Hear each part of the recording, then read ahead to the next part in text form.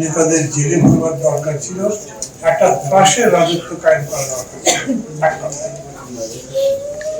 এবং তার বিরুদ্ধে লড়াইটাই করতে হয়েছিল। যতক্ষণ পর্যন্ত এরা যাবে না ততক্ষণ পর্যন্ত আপনাদের হারানো এই স্বাধীনতা ফিরে আসবে বলে আমি মনে করি। এবং এখন তো দেখছেন এতগুলো বছর পরে ওই সরকার নাই, তারপরেও খুঁজে পাওয়া যাচ্ছে না এদের কয়জন জীবিত আছে, কয়জন কোথায় কি অবস্থায় আছে। বর্তমান সরকার তার আমি একথা বলবো না অনেকের মতো খুবই আন্তরিকতার অভাব, এরা গুম হওয়া পরিবারের প্রতি কোনো সহানুভূতি রাখে না বা তাদের জন্য ভাবে না, তাদের জন্য কোনো চেষ্টা করে না। কিন্তু বিষয়টাই এরকম যে তারা কাজগুলো এখন পর্যন্ত করে ওঠেননি। এই ঘটনাটা দেখেন লিবিয়া, এর আগে সৌদি আরবে সম্ভবত কতগুলো লোক আটকে ছিল। প্রফেসর ইউনুস একটা ফোন করেছেন, আমাদের সবার কাছে মনে হয়েছিল আন্তর্জাতিক ভাবে উনি যে সম্মানটা রাখে, সেই সম্মানের কারণে এখনো হয়তো উনি ম্যাজিক অনেক কিছু দেখাতে পারবেন। কিন্তু এই কয়েক বছরে এই রকম ম্যাজিক আমরা একটাও দেখি। আর কি ম্যাজিক কিছু দেখবো? ধরেন এই লিবিয়ার বিষয় নিয়ে এই যে পেছনে যারা দাঁড়িয়ে আছে, আমি ফান্ড পাচ্ছি না তাদের দিকে তাকাতে চাই। 10 বছর ধরে প্রায় 70টা অনুষ্ঠান মায়ের ডাকে গেছি, তারা যে কেঁদেছেন, যে কথা বলেছেন, যে বক্তৃতা করেছেন, বহু সময় নিজের চোখের পানি রাখতে পারিনি, কিন্তু খুবই সংগোপনে সেই পানি নিজের মধ্যেই আত্মসাৎ করে নিয়েছিল। আমার মনে হয়েছে আমি যদি তাদেরকে চোখে পানি দেখাই তারা দুর্বলই হবে, লাভ করবে।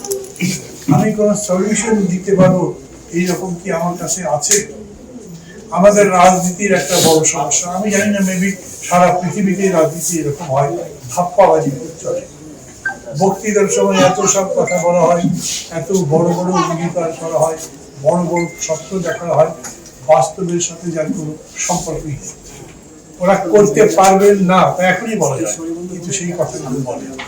আমাদের দেশে সম্ভবত এটা বেশি হয়, কারণ এখানে মানুষ লেখাপড়া কম জানে, তাদের জ্ঞানের পরিধি কম, অভিজ্ঞতা কম, সারা পৃথিবী কম দেখেছেন। সম্প্রতি অবশ্য নেটের কারণে দেখতে পাচ্ছেন, তার আগে পর্যন্ত বুঝতেই পারছেন না, কাজেই তাদেরকে মিথ্যা প্রলোভন দেখিয়ে প্রবঞ্চনার মধ্যে ফেলা সহজ ছিল।